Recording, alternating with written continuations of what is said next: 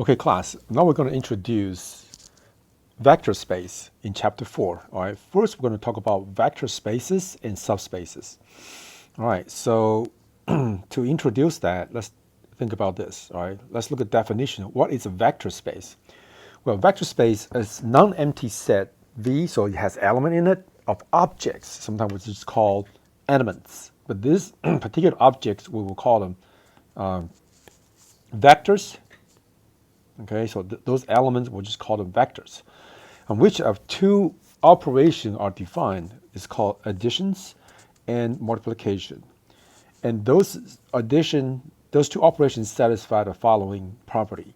Pretty much a lot like the real numbers. First of all, you add any two elements from the set V, the result should be in the same set V. And the additions is commutative. That means u plus v equal to v plus u. All right, so obviously this operation does not work for subtractions, right? So only work for addition and multiplications. Also, associative property. So u plus v, you group them first, and then you add the result to w. That's equivalent. You group the result of v plus w, and then you add it to u. Also, there is a zero vector, zero, such that in the element in the set V, such that u plus another we'll call it negative u equal to 0. So such a negative u exists in the same set. So obviously, if a v equal to a positive number, it wouldn't work because you think about 2 belong to the positive number, and negative 2 does not belong to the positive number. So that's the set of positive number, it doesn't work. Also, the real number, of course, it works. And the scalar, if you multiply any scalar, any constant, be careful. Usually something go wrong when we multiply by a negative number. So it doesn't matter what scalar you have, what constant you have, positive or negative. If you multiply an element from the V, U, by the constant, C, then the result is still in the same set, V. And distributive property work for the constants.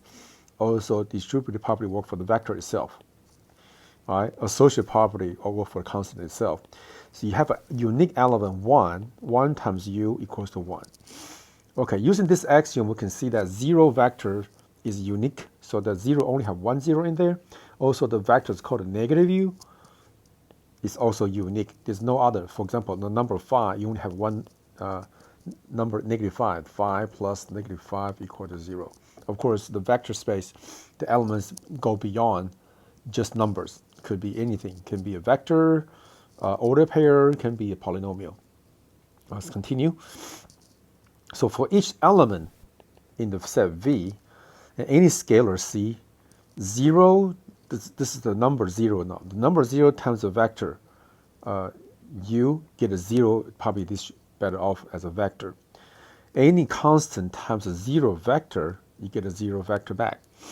Okay, if you negate the number negative 1 multiplied by a vector, you get is negative of that vector back. So this is the definition of the vector space. So what is a vector space? It's a group of elements, objects, elements, combined with two operations, additions and multiplications. So you just have a group of elements, it's not going to be called a vector space. You have to have associated with two operations, addition and multiplication. And this addition and multiplication, the two operators satisfy this property from 1 to 10. And together, it is called a vector space.